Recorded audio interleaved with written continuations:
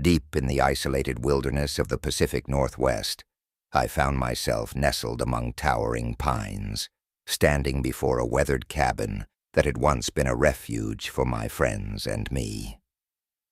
This year we decided to revive old memories with a weekend retreat, a getaway filled with laughter and adventure.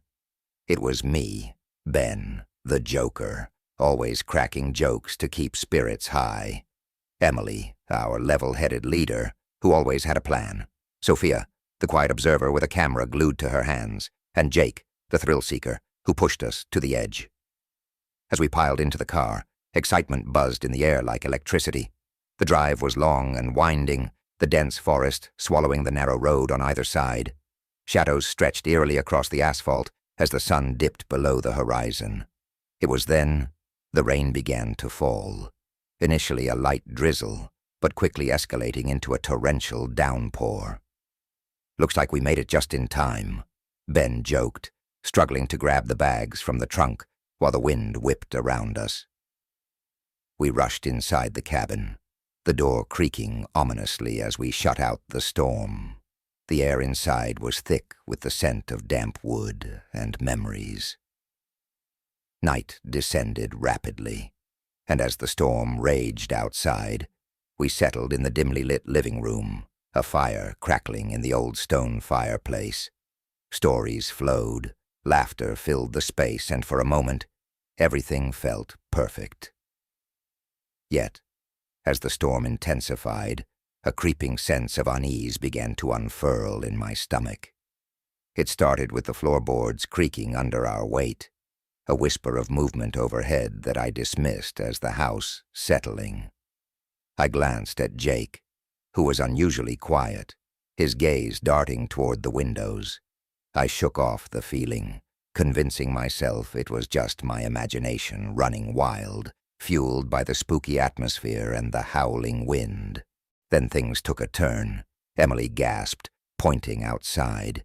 "Did you see that?" she whispered, her voice shaky. I turned to the window just in time to catch a glimpse of something. No, someone, standing at the edge of the woods. The figure was obscured by shadows, but two glowing eyes pierced through the darkness, locking onto mine. My heart raced. "What the hell was that?"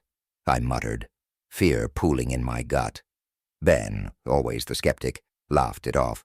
"You guys are just spooked by the storm. It's probably just a deer." But I could see the flicker of uncertainty in his eyes. A chill ran through the room as Sophia's camera suddenly malfunctioned, her screen flashing with distorted images, faces twisted in agony, shadows flickering in and out of existence. "Look at this," she exclaimed, her voice rising. I leaned over her shoulder as she scrolled through the photos, and a sickening feeling coiled tighter in my stomach with each image. The trees outside seemed to lean closer, as if they were alive, watching us. Jake stood up abruptly, his expression darkening. "Something's not right. We need to get out of here." His eyes were wide, fear etched across his face. We exchanged glances, uncertainty creeping in like the shadows around us. Suddenly the air grew heavy, and the temperature dropped dramatically. I pulled my jacket tighter around me, my breath visible in the sudden chill. That's when the doors began to slam shut on their own. One by one, they banged against their frames, a cacophony of chaos that sent us spiraling into panic. "What the hell?" Ben shouted, backing away from the door that had just slammed shut behind him. The fire flickered violently, casting long ghostly shadows across the walls. Then, the power went out, plunging us into complete darkness. Heartbeats thundered in the silence, and panic surged through us. "What's happening?" Sophia cried, her voice trembling. "We should stick together," Emily insisted, her calm demeanor faltering. We huddled closer, adrenaline pumping through our veins as we tried to comprehend the situation. I felt Jake's shoulder brush against mine, and I knew he was just as terrified as I was. A loud crash echoed from above. I froze, fear rooting me in place. "Did you hear that?" I whispered, my voice barely audible. Emily nodded, her eyes wide. "We need to check it out." "Are you crazy?" Ben exclaimed. "We can't go up there." But before we could argue further, we heard it. A low, guttural whisper. It wasn't just a sound. It felt like it wrapped around us, pulling us closer to the darkness. "Come outside," it called, the words chilling my blood. "Who's there?" I shouted into the void, hoping for a response, but the only answer was the raging storm outside. Jake's breathing grew heavy. "I don't want to be here anymore." He began to back away, but as he turned, he collided with something, a figure standing just behind him, cloaked in shadows. He screamed, a raw, primal sound that sent shockwaves through us. I stumbled backward, the fear escalating into sheer terror.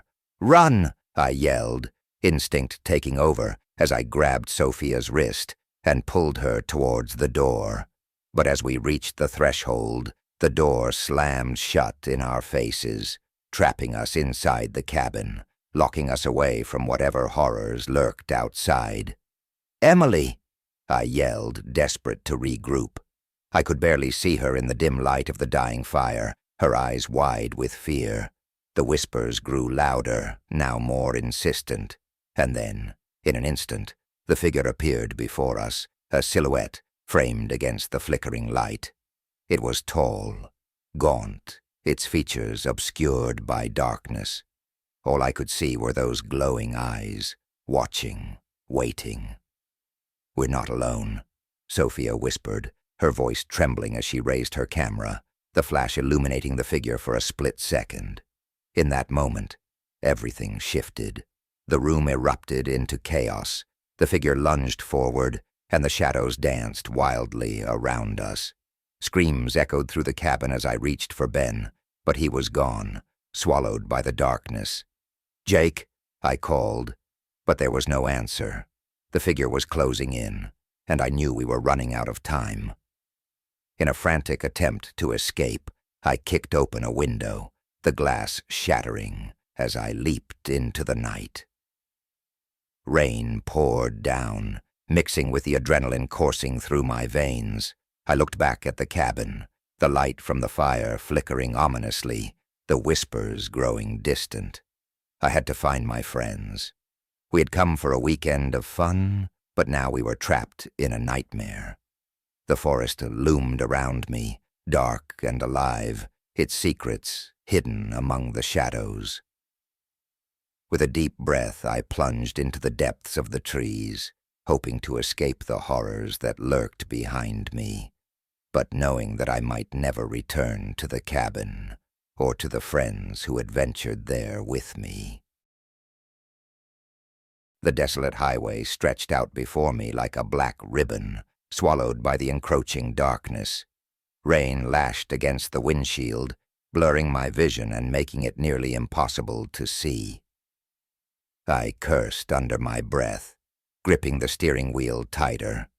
Driving in storms was never my favorite pastime, especially on this deserted stretch, known for its treacherous curves and complete lack of cell service. The ominous signs loomed large in my mind, a cacophony of dread, echoing louder with each rumble of thunder. As the storm intensified, the wind howled like a banshee, whipping my car back and forth. A bolt of lightning split the sky, momentarily illuminating the road ahead, and there it was, a fallen tree blocking my path. I slammed on the brakes, my car skidding dangerously on the slick pavement. I managed to stop just inches from the massive trunk. "Great," I muttered, my heart pounding in my chest. I tried my phone, but as expected, there was no signal. Stranded in the middle of nowhere, the isolation crept under my skin like a parasite. Minutes turned into what felt like hours. Unease began to settle in, wrapping around me like a cold blanket. The storm roared, the wind howling like a chorus of tormented souls. I could have sworn I saw shadowy figures moving in the woods lining the highway, their eyes glowing ominously in the flashes of lightning. I shook my head, trying to convince myself it was just my imagination. But the feeling of being watched intensified, an unwelcome visitor in my mind. Suddenly, a deafening crash from the back of my car made me jump. I spun around in my seat, my heart racing. "Hello?" I called out, my voice trembling slightly. There was no answer, only the relentless sound of wind and rain. I cautiously exited the car, my hand hovering over the pepper spray I always kept in my pocket. As I made my way to the back of the car, I noticed something strange. The trunk, which I was sure I had closed tightly, was slightly ajar. My breath caught in my throat. I slowly opened the trunk, my hand shaking. It was empty. My blood ran cold. I hadn't imagined it. Something was out there, toying with me. Panic surged as I hurried back to the driver's seat, fumbling with the keys. I tried to start the engine, but it wouldn't turn over. The battery was dead. I was trapped. As the storm raged on, my fear turned to terror. The shadowy figures I had seen earlier seemed to grow closer, their forms sharpening with each flash of lightning.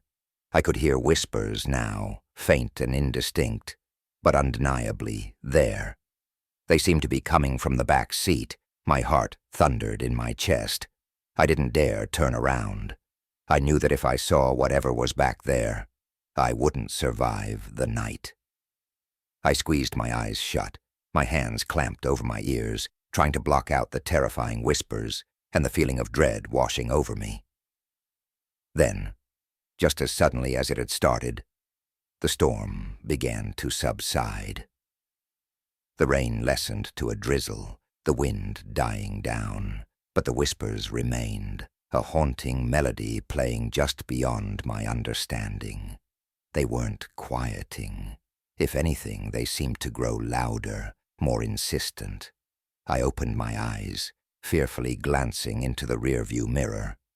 Nothing, just the dark interior of my car, but the whispers still danced in my ears, now sounding almost like my name. "Michael! Michael! Stop it!" I shouted, my voice cracking. I had to remain composed, but every nerve in my body screamed to flee. Suddenly the back door creaked open. My heart dropped. I hadn't opened it. The rain pattered softly outside, blending with the whispers until they became one. A figure emerged, cloaked in shadows, its features indistinguishable. It stood silently, just outside the car, silhouetted against the fading lightning. "Who's there?" I shouted, trying to sound braver than I felt. The figure remained still, and the whispers shifted, coalescing into a chorus of eerie laughter. I reached for my pepper spray, but it slipped from my grasp, falling to the floor. I cursed under my breath, scrambling to retrieve it. But as I bent down, the atmosphere shifted. The laughter grew, echoing inside my skull. I felt a breath, cold and ragged, against my neck. "Michael." It was my name, spoken in a voice that sent chills racing down my spine. I froze, paralyzed by fear, and then the door swung shut with a thunderous slam. I jerked back up, adrenaline surging through me, but the figure was gone. I glanced at the back seat. The darkness pooled there, thick and suffocating. The whispers had turned into a cacophony, drowning out the remnants of the storm. "Get out!" they screamed. "Leave while you can." Heart pounding, I fumbled with the door handle, throwing it open. The rain hit my face, sharp as daggers, but I couldn't stay here. I bolted into the woods away from the car, the whispers now transforming into a singular voice, desperate and pleading. "Michael, you must listen." I stumbled through the underbrush, branches clawing at my clothes as I pressed deeper into the shadows. The voice seemed to follow me, weaving through the trees like a ghost. "Help us! Help us! Before it's too late." I didn't know what I was running from or who I was supposed to help. The storm had subsided, but my heart still raced, pounding in my ears as if it too was desperate to escape.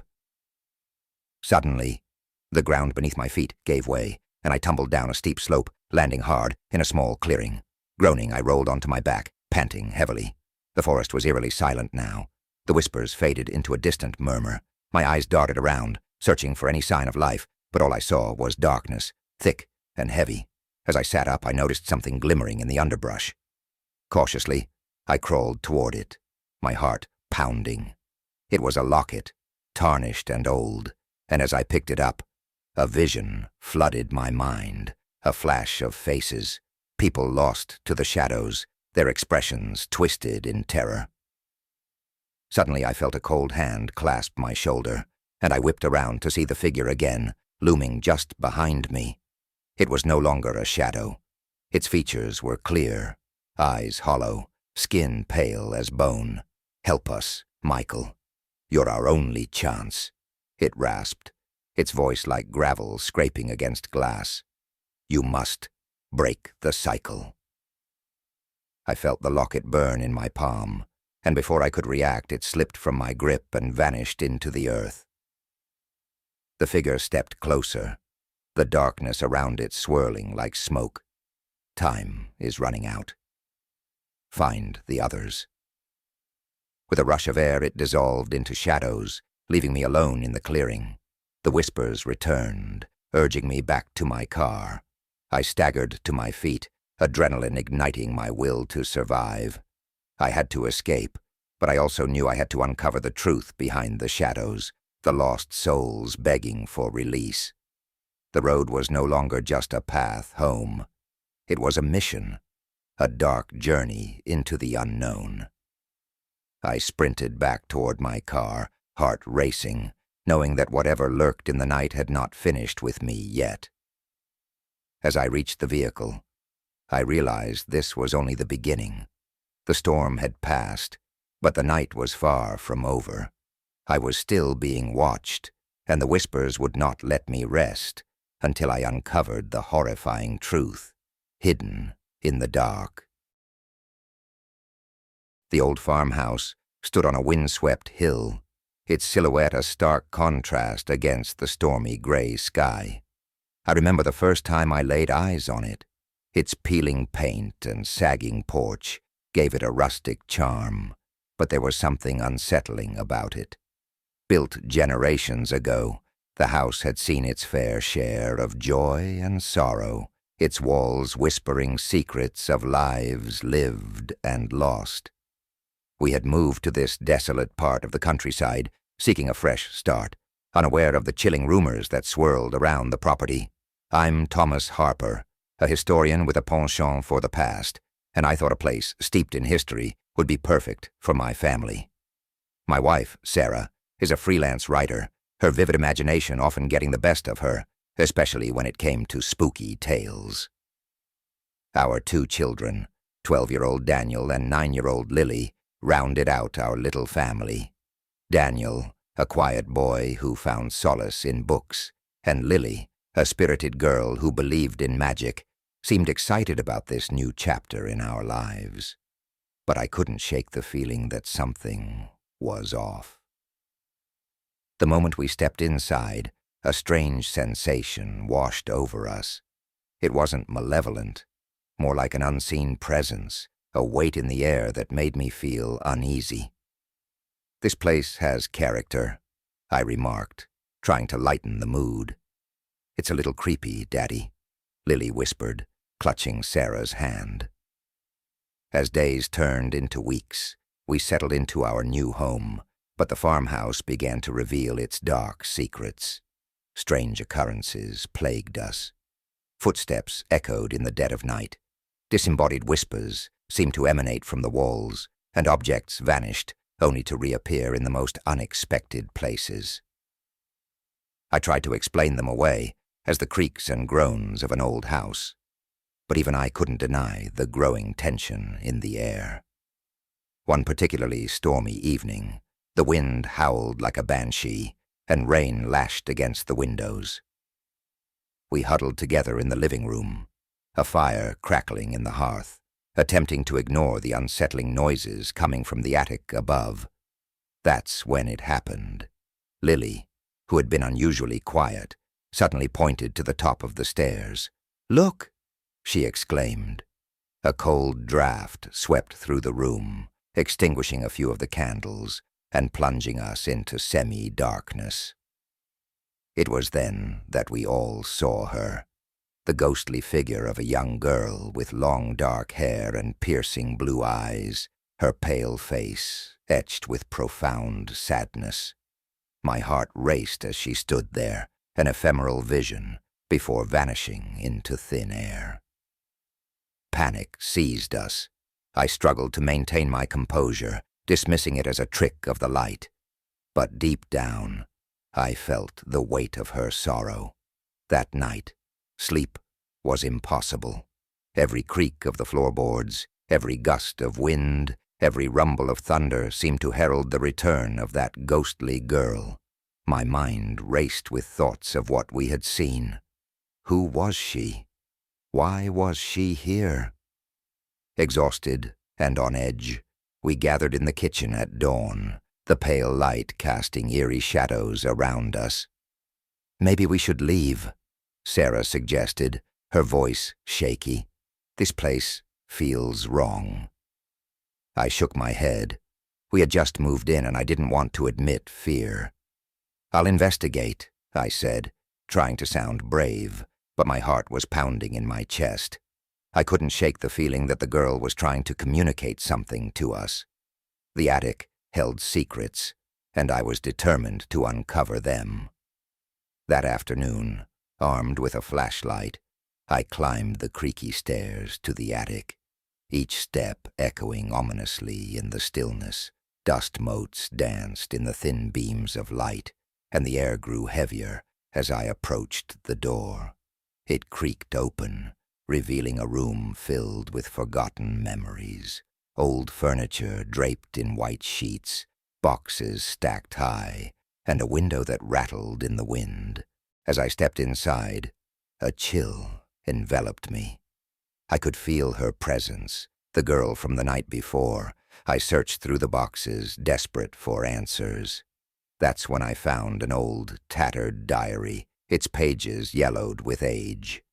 Flipping through it, I discovered entries from a girl named Emily, who had lived in the house long ago. Her words spoke of a childhood filled with joy, but the tone shifted as I read on. Emily wrote of a deep sadness that crept into her life, a darkness that seemed to seep through the walls. Her final entry was chilling. "I see her. She watches me when I'm alone, whispering secrets I cannot understand. I fear I will never escape her." I froze, my blood running cold. I felt a presence behind me, a cold breath against my neck. Whipping around, I saw her, Emily. Her eyes bore into mine, filled with sorrow and desperation. "Help me," she whispered, her voice barely audible over the howling wind. "You must free me." Heart racing, I scrambled backward, stumbling over a trunk. The room felt alive, the shadows closing in around me. "How?" I yelled, panic rising in my throat. "What do you want?" The answer came in a rush, a vision of the farmhouse before it became haunted. Emily's laughter filled the air, but it morphed into cries as I witnessed her tragic fate, betrayal by those she trusted, and an untimely death that bound her spirit to the house. The weight of her sadness crashed over me, and I understood. She was trapped, like us, in a cycle of grief. Desperate to help, I knew I had to confront the darkness that lingered within these walls. I raced down the stairs, gathering my family. "We need to do something," I insisted, my voice steady despite the fear gnawing at my insides. "We need to help her find peace." That night, as the storm raged outside, we gathered in the living room, the flickering candlelight casting ominous shadows on the walls. I explained what I had discovered, my family listening in stunned silence. "We must acknowledge her pain," I said, my voice firm. "We can't let her suffer alone." With trembling hands, we held a séance, creating a circle of light in the darkness. As we closed our eyes, I called out to Emily, inviting her presence. The room chilled, and we felt a shift in the air. Whispers filled the space, the sound like a soft breeze rustling through leaves. "Thank you," came a voice, sweet yet haunting. As we chanted words of release, the atmosphere grew heavy, a mixture of fear and hope washing over us. Then a sudden calm fell, as if the storm outside had paused. I felt her presence surrounding us, her sadness lifting like fog in the dawn. The air began to shimmer, and in that moment, I saw her face, calm, serene, a smile breaking through the sorrow. "I'm free," she whispered, and with that, she vanished into the light, leaving behind a sense of peace that enveloped the farmhouse. In the days that followed, the oppressive atmosphere lifted. The strange occurrences faded, replaced by a warm embrace of tranquility. We had faced the darkness together and emerged stronger. The farmhouse was no longer just a relic of the past. It had become our home, a sanctuary filled with memories and hope, where the echoes of laughter now outshone the whispers of sorrow. We had freed Emily, and in doing so, had found our own peace.